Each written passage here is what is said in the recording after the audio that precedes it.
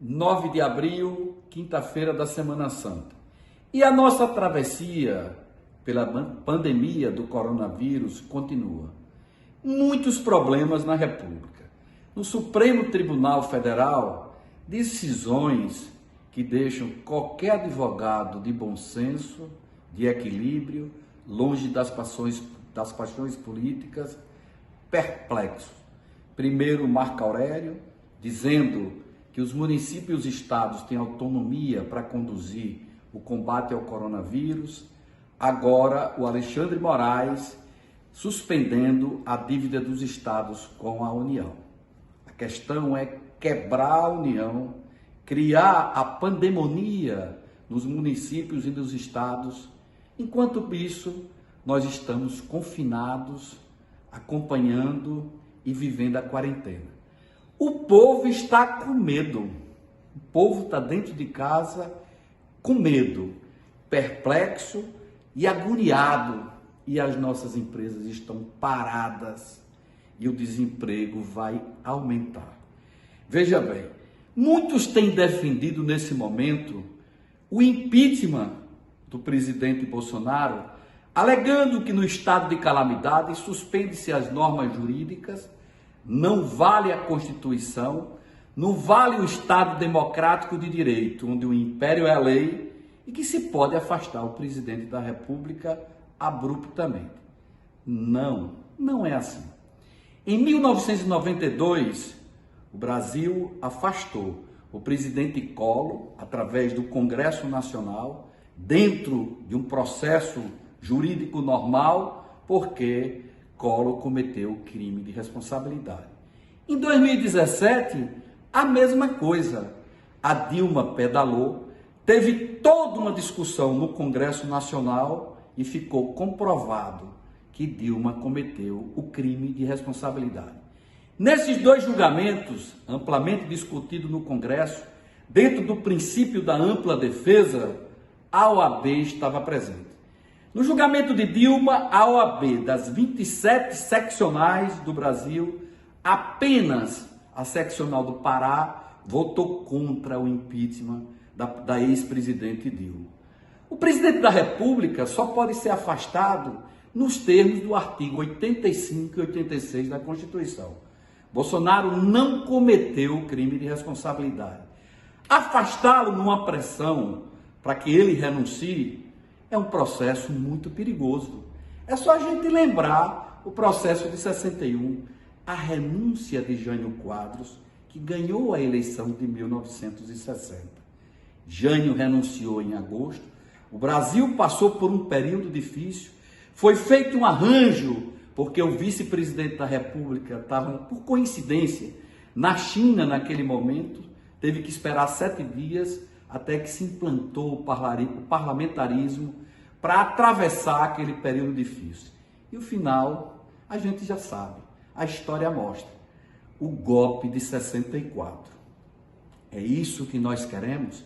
É interessante que naquela época, a esquerda, depois do golpe, porque no golpe muita gente da esquerda apoiou os militares, que não foi em 31 de março, foi lá em 11 de abril, porque Castelo Branco teve a chancela do Congresso Nacional para assumir a presidência da República com apoio de vários ícones da esquerda.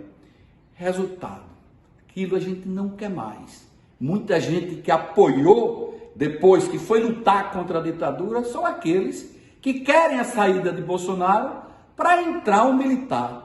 Veja a contradição, vejam a contradição.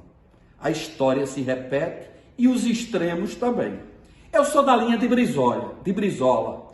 Fui da campanha da legalidade, apesar de ser pequeno, mas adolescente, lutei contra o golpe de 64. Lutei para restabelecer o Estado democrático de direito em nosso país.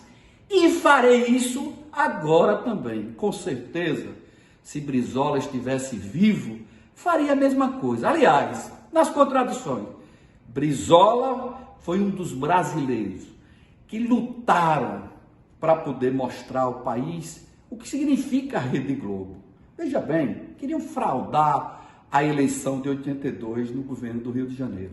A Rede Globo trabalhou para sepultar Brizola e a sua história durante todo o período do golpe de 64. Agora, quem está fazendo isso? Quem está enfrentando a Globo? Bolsonaro.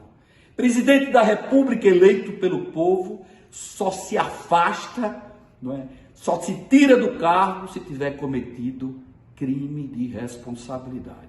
E a vida que continua fora da política, que para nós não interessa essa briga de bolsonaristas e petistas, interessa o equilíbrio, o senso, o bom senso para que a gente atravesse a pandemia morrendo menos gente. A vida é prioridade sempre, mas nós teremos os falecidos e teremos os falidos.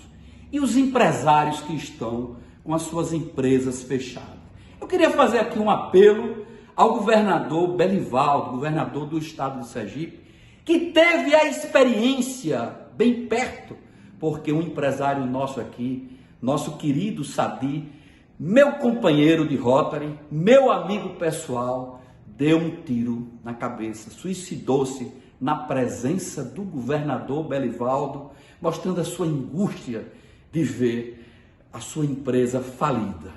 E essa realidade, o Belivaldo que conviveu com isso, pode passar para a República dos Governadores o que é a experiência de ver um empresário sufocado, sofrido, de ver a folha de pagamento chegar dos empregados e ele não poder fazer nada porque sua empresa estava falida. E nós teremos muitos Sadis pela frente. Que Sadi, lá onde ele estiver, com certeza no céu, porque era um homem do bem, que ele ajude a todos nós perto de Deus, para que a gente atravesse esse momento difícil, sem chegar às clínicas psiquiátricas.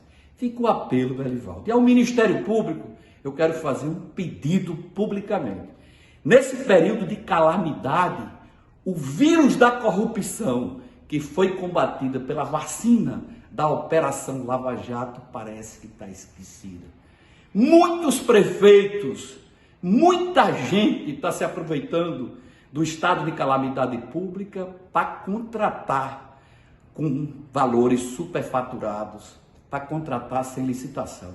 Que o Ministério Público possa acompanhar de perto essas licitações que estão ocorrendo aí nas caladas da noite. Eu tenho recebido muitas denúncias e vou encaminhá-las todas para o Ministério Público. Que o Ministério Público, né, fique perto dessas contratações emergenciais. Aqui em nosso estado, o prefeito de Aracaju foi citado no inquérito policial na época da campanha passada, que havia vários saques de uma empresa que agora foi contratada para fazer a limpeza nesse período de pandemia. R$2.467.000 contratado para fazer uma limpeza de um pequeno local. Aliás, o prefeito fez até a limpeza de um calçadão em frente à sua casa. Não estou aqui querendo fazer ilação, nem condenando ninguém. Eu quero que o Ministério Público fiscalize de perto aquilo que é preciso para que a gente não veja muitos gestores se aproveitando desse momento para poder implantar o vírus da corrupção em nosso país.